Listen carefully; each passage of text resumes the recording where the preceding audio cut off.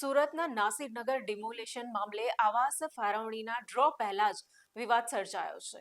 અસરગ્રસ્તના આવાસ ફાળવણીના ડ્રો દરમિયાન વકીલે વાંધો ઉઠાવ્યો છે. હાઈકોર્ટમાં કરાયેલા એફિડેવિટ મુજબ જગ્યા બદલે બેસ્તાન અડાજણના આવાસ ફાળવતા વિરોધ થયો હોવાના આક્ષેપો. આજે 69 માંથી 28 અસરગ્રસ્તો માટે આવાસની ડ્રો યોજાયો હતો.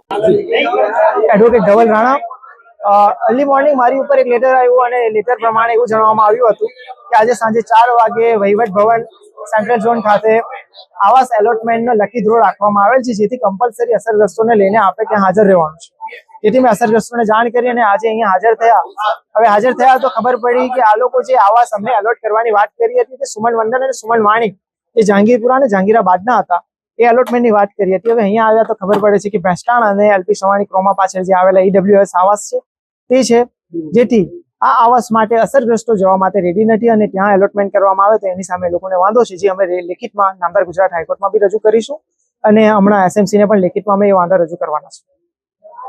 भाई लकी ड्रॉ का वो मसला था 28 जनों को। पहले तो पूरी फैमिली कोई को तो घर दे नहीं रहे, जितना घर तोड़ा है उतना तो दे नहीं रहे, जितना तोड़ा है उतना तो दे नहीं रहे, 28 जन को दे रहे, वो भी ऐसी जूनी खंडर बिल्डिंग को रिपेयरिंग कर दिया, कलर मार दिया, उसको उसमें दे रहे, तो वो हम लेने वाले है नहीं। जहाँ हमारी मांगनी हुई थी वहीं दो, तुमने हमारी मर्जी से तोड़ा, अब हमारी मर्जी से हमको घर तो दो।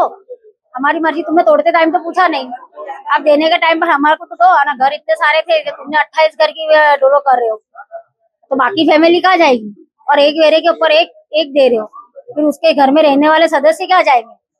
घर में मेंबर है ना उनके। हमको वहाँ दे रहे थे ना, क्या दे रहे थे? बेस्तान दे रहे थे ना, हमको बेस्तान में नहीं जाना है, हमको जहांगीरपुरा दे रहे थे ना, तो हमने हाँ बोले थे कि चलो हमारा जहांगीरपुरा की हमने मांगनी कर ली कि चलो हमको जहांगीरपुरा में चलेगा, मगर बेस्तान आवास हमको वो 15-20 साल पुरानी बिल्डिंग है, वो हमको नहीं चाहिए, क्योंकि वो एकदम खंडर हो चुकी है, वो बिल्डिंगों की कोई गारंटी नहीं है। और हम उल में से निकल के चुल में, जैसा उन्होंने यहाँ हमारे साथ में किया वैसा वहाँ अपने आप हो जाएगा, कभी भी गिर जाएगी बिल्डिंग, हम मर्जी भी जाएंगे वहाँ पर। या तो तुमने हमको घर में से बाहर निकाल के तोड़ा, वहाँ तो हमारे ऊपर ही बिल्डिंगें गिर जाएगी, तो हम क्या कर सकते हैं? तो और मेंबर ज्यादा होने और उन्होंने कम बताए,